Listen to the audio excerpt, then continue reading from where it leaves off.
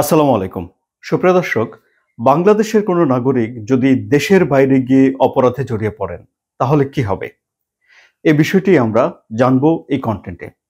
এবং এই বিষয়টি জানার জন্যে আমরা দ্য পেনাল কোড 1860 এর ৩ নম্বর ধারা এবং ৪ নম্বর ধারা পড়ব। এর সঙ্গে ফৌজদারি কার্যবিধি আইনের ১৮৮ 188 ধারাটিকে মিলিয়ে পড়তে হবে। মোটামুটিভাবে এই কয়টি ধারাতেই স্পষ্ট করে দেওয়া হয়েছে বাংলাদেশের কোনো নাগরিক যদি দেশের বাইরে গিয়ে কোনো অপরাধ করেন তাহলে তার ক্ষেত্রে কি হবে। এমনকি কখন কোনো বিদেশি নাগরিককেও বাংলাদেশের আইনে বিচার করা যাবে এবং দণ্ডবিধির আইনে সাজা দেয়া যাবে সে বিষয়েও এই ধারাগুলোতে আছে। তাহলে প্রথমেই জেনে নেই পেনাল কোড 1860 এর ৩ ধারাতে কি বলা হয়েছে। ৩ ধারাতে বলা হয়েছে যদি বাংলাদেশের কোনো নাগরিক বিদেশে গিয়ে অন্য কোনো দেশে গিয়ে এমন কোনো কাজ করেন যা বাংলাদেশে করলে অপরাধ হতো দণ্ডবিধির আওতায়। সুতরাং ৩ ধারাতে আমরা দেখতে পেলাম যে দণ্ডবিধি বাংলাদেশের আদালতকে সীমানার বাইরে ঘটা অপরাধের জন্য সাজা দেওয়ার ক্ষমতা দিচ্ছে। এখন এটি তো ৩ ধারায় সাধারণভাবে একটা ক্ষমতা দেওয়ার কথা বলা হলো, আরো বিস্তারিত বলা হয়েছে ৪ ধারাতে। ৪ ধারাতে বলা হয়েছে যে বাংলাদেশের কোনো নাগরিক যদি দেশের বাইরে কোনো দেশে গিয়ে অপরাধ করে, সেটি যদি দণ্ডবিধি অনুযায়ী অপরাধ হিসেবে গণ্য হয় তাহলে তাকে দণ্ডবিধি অনুযায়ী সাজা দেয়া যাবে। আবারও বলা হয়েছে যে বাংলাদেশের পতাকাবাহী কোনো জাহাজ কিংবা উড়োজাহাজে যদি কেউ অপরাধ করে থাকে তাহলে ধরে নেওয়া হবে এটি বাংলাদেশেই অপরাধ করা হয়েছে এবং তাকে দণ্ডবিধি অনুযায়ী সাজা দেয়া যাবে। এখানে বাংলাদেশি নাগরিক হোক বা অন্য কোনো দেশের নাগরিক হোক সেগুলো বিচার বিবেচনা করা হবে না।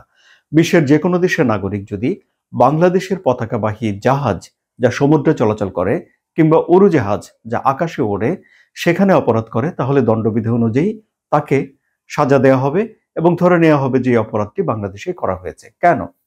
কারণ হলো যে যে জাহাজগুলো সমুদ্রে ঘুরে বেড়ায় সেগুলোকে ভাসমান দ্বীপ হিসেবে ভেবে নেওয়া হয় এবং যে দেশে এগুলো নিবন্ধিত, যে দেশের পতাকা বহন করে সেই সব দেশেরই দ্বীপ বা সেই সব দেশেরই অংশ সেগুলোকে ধরে নেওয়া হয়। সুতরাং বাংলাদেশের পতাকাবাহী মানে হলো বাংলাদেশের নিবন্ধিত একটা জাহাজ বা বাংলাদেশের নিবন্ধিত একটা উড়োজাহাজ। তার ভিতরে যখন কেউ অপরাধ করে তাহলে ধরে নেওয়া হয় যে বাংলাদেশের সীমানার ভিতরেই সে অপরাধ করলো। এখানে বাংলাদেশের নাগরিক বা বাংলাদেশের বাইরের অন্য কোনো দেশের নাগরিক এটা কোনো বড় ব্যাপার নয়। আমি এবার আপনাদেরকে কয়েকটা উদাহরণ দিয়ে বিষয়গুলো আরেকটু পরিষ্কার করে ফেলি। যেমন ধরুন বাংলাদেশের একজন নাগরিক উগান্ডাতে গেছেন এবং সেখানে তিনি একজন কাউকে খুন করে ফেলেছেন। তাহলে বাংলাদেশে যদি তাকে পাওয়া যায়, বাংলাদেশের যে কোনো জায়গায় যদি তাকে পাওয়া যায় তাহলে যেখানে পাওয়া গেছে সেখানকার আদালতেই তার বিচার করা যাবে এবং তাকে সাজা দেয়া যাবে। এখন বিচার কিভাবে সম্পন্ন হবে, তদন্ত কিভাবে সম্পন্ন হবে, এসব বিষয়গুলো বর্ণনা করা আছে ফৌজদারি কার্যবিধি আইনে। ফৌজদারি কার্যবিধি আইনের ১৮৮ ধারাতে ঠিক এই কথাগুলোই পরিষ্কার করে বলা হয়েছে। বলা হয়েছে যে যদি বাংলাদেশে কোনো নাগরিক কোথাও গিয়ে অপরাধ করে বাংলাদেশের সীমানার বাইরে গিয়ে এবং তাকে বাংলাদেশে পাওয়া যায়, যেখানে পাওয়া যাবে, যে জায়গাতেই পাওয়া যাক, সেটা চট্টগ্রাম হোক, ঢাকা হোক, কোনো বাছবিছান নেই, যেখানে পাওয়া যাবে সেখানকার আদালতেই তার বিরুদ্ধে মামলা করা যাবে এবং তাকে দণ্ড দেয়া যাবে। তবে এখানে ফৌজদারি কার্যবিধিতে কিছু শর্ত দেয়া আছে। প্রথম শর্ত হলো যে এই ধরনের মামলার তদন্ত করতে গিয়ে প্রথমেই সরকারের কাছ থেকে অনুমোদন নিতে হবে। অর্থাৎ সরকার যদি অনুমতি না দেয় তাহলে বাংলাদেশের কোনো নাগরিক বিদেশে যে অপরাধ করলো সেই অপরাধের বিরুদ্ধে আইনি কার্যক্রম শুরু করা যাবে না। কেন? এখানে অনেকগুলো বিষয় রয়েছে। যেমন প্রথম বিষয় রয়েছে যে অন্য রাষ্ট্রের সার্বভৌমত্বের প্রতি সম্মান দেখানো। চাইলেই কেউ অন্য দেশে কি ঘটনা ঘটলো সেই ঘটনার ভেতরে নাক গলাতে পারে না।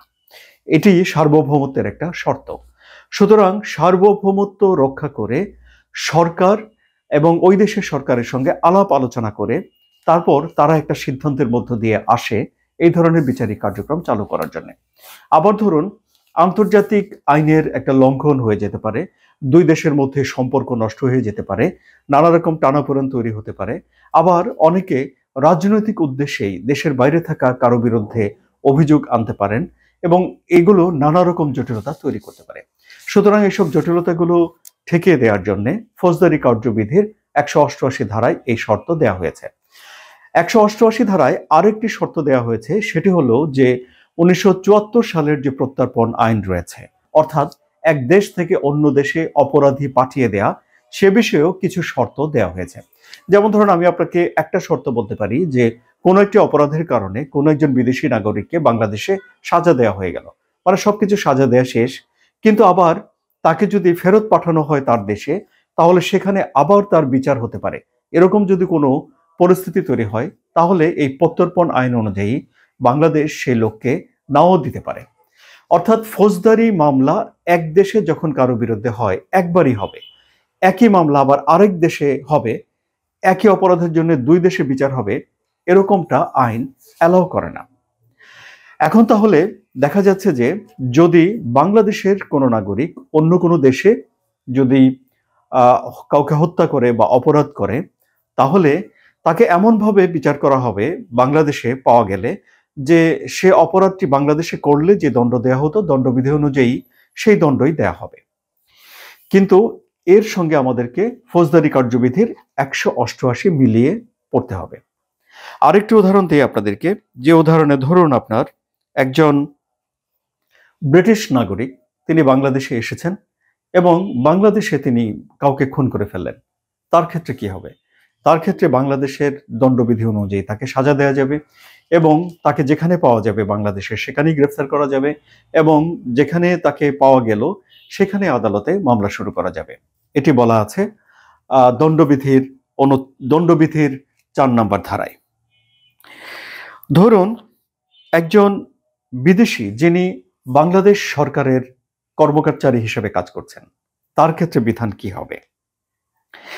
তিনি ধরুন তার পোস্টিং আছে বরিশালে এবং তিনি একটা অপরাধ করে ফেললেন, তাহলে তাকে যেখানেই পাওয়া যাবে বাংলাদেশের ভেতরে সেই জায়গাতেই তার বিরুদ্ধে মামলা করা যাবে এবং বিচার করে তাকে দণ্ড দেওয়া যাবে। আবার ধরুন ঢাকায় বসে একজন বিদেশি নাগরিক চট্টগ্রামে কোনো একটা অপরাধ করার জন্য উস্কানি দিলেন, প্ররোচনা দিলেন, তাহলে কি হবে? তাহলে দণ্ডবিধি বলছে যে তিনি প্ররোচনার দায়ে দায়ী হবেন। এই হলো মোটামুটিভাবে দণ্ডবিধি আইন 1860-এর 3 ধারা এবং 4 ধারার ব্যাখ্যা। এবং এর আগে আমি একটা ভিডিও করেছিলাম, যে ভিডিওতে আমি 5 ধারার ব্যাখ্যা করেছি, 2 ধারার ব্যাখ্যা করেছি, আরেকটি কন্টেন্টে আমি 1 ধারার ব্যাখ্যা করেছি। সুতরাং এই যে দণ্ডবিধির যে প্রথম চ্যাপ্টার সূচনা, ইন্ট্রোডাকশন, এই চ্যাপ্টারের সব কয়টি ধারা আমি এখানে দিলাম। অর্থাৎ দণ্ডবিধির প্রথম যে চ্যাপ্টার, এই চ্যাপ্টারের 5টি ধারা রয়েছে, 5টি ধারার ব্যাখ্যাই আমি আপনাদের সামনে হাজির করলাম। এই কন্টেন্টগুলো সব দেয়া আছে প্লে লিস্টে, আপনারা সেই কন্টেন্টগুলো দেখে নিলে ভালোই হবে আশা করি। আলোচনা কেমন লাগলো? যদি ভালো লাগে তাহলে সাবস্ক্রাইব করে চ্যানেলের সঙ্গে থাকবেন, লাইক দেবেন, ভালো থাকবেন। ধন্যবাদ।